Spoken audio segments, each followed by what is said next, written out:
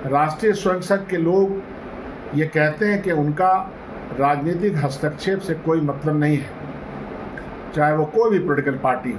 बिहार की मौजूदा सरकार के एक मंत्री ने यह बयान दिया है कि आरएसएस के द्वारा अपॉइंटमेंट किया गया है और यह अपॉइंटमेंट में मौजूदा सरकार की कोई गलती नहीं है, बल्कि रिकमेंडेशन चूँकि आरएसएस का था तो कर दिया गया, लाभ का पद दिया गया। सवाल यहीं से शुरू होता है। नमस्कार, आपके साथ मैं रोहित कुमार, आप न्यूज फॉर नेशन पर। पिछले कुछ दिनों से बिहार के अंदर में दामाद, मेहरारू और पत्नी, तमाम तरह के आयोगों की बात जो है तेजस्वी यादव कह रहे हैं और इस पर खूब सियासत हो रही है। इसकी शुरुआत हुई तब जब चुनाव से ऐन पहले नीतीश सरकार ने बिहार के तमाम आयोगों के अंदर जो है सदस्यों की, अध्यक्षों की नियुक्ति की। इसी में कुछ नाम ऐसे थे जिस पर विवाद हो गया है। एक दीपक कुमार की पत्नी के नाम पर विवाद है, जो कि महिला आयोग के सदस्य बनाए गए हैं, तो दूसरी तरफ अशोक चौधरी के दामाद शायन कुणाल को लेकर के भी विवाद खड़ा हो गया, जिनको धार्मिक न्यास बोर्ड का सदस्य बनाया गया है। इन तमाम चीज़ों पर जब जो है बिहार सरकार के मंत्री और नीतीश कुमार के बेहद करीबी अशोक चौधरी से सवाल पूछा गया, तो उन्होंने शायन कुणाल को बनाए जाने वाले जो सवाल पूछने वाले लोग थे, यानी तेजस्वी यादव या विपक्ष, उनको जवाब दिया।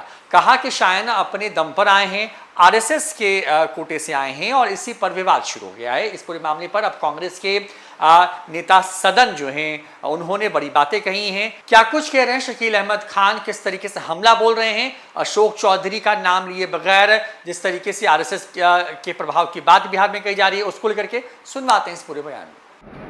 राष्ट्रीय स्वयंसेवक संघ आरएसएस एक तारीखी नाम है और इसकी तारीख से जुड़े हुए कई अध्याय हैं।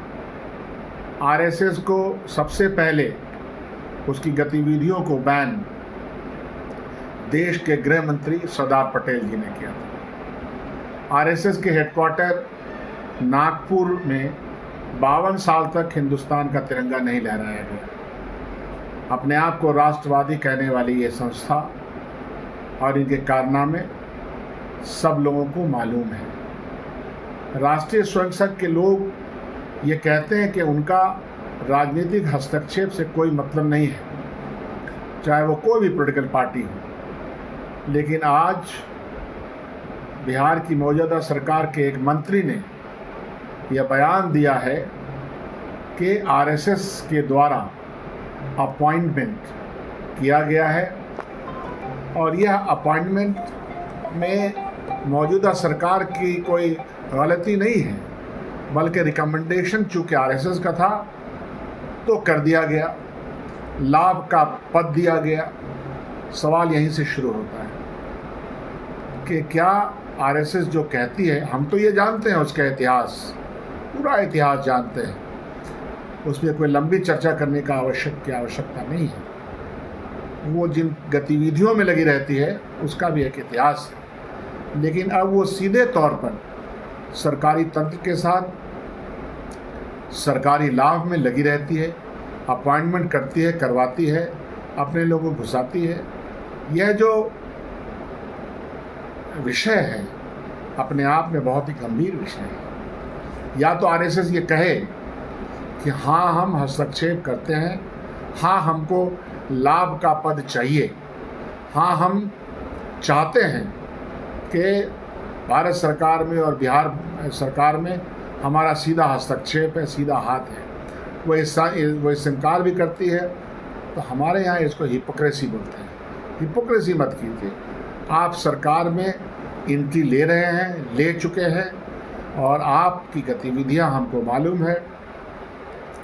आपके समय में ये पिछला 11 साल जिसमें आपको सरकार मिला और अटल बिहारी वाजपेयी की, मरहूम अटल बिहारी वाजपेयी के ज़माने से लेकर आज तक जब सरकार में आप हैं, तो आपने यह प्रयास किया है कि संविधान सम्मत काम नहीं हो, संविधान का राज नहीं चले, आरक्षण को धूमिल कर दिया जाए, जो कुछ भी हिस्सेदारी मिलती है गरीब वर्गों को वो कम कर दिया जाए, क्योंकि आपकी विचारधारा जो है उसका हम लोग एहसास है।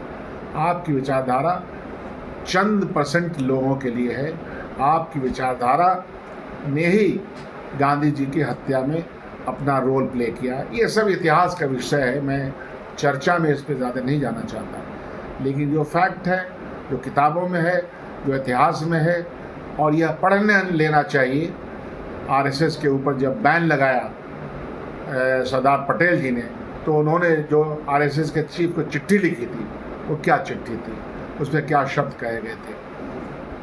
तो सीधा साधा ये बात है कि बिहार सरकार को इन सब कामों से परहेज़ करना चाहिए, लेकिन वो परहेज़ नहीं करेगी।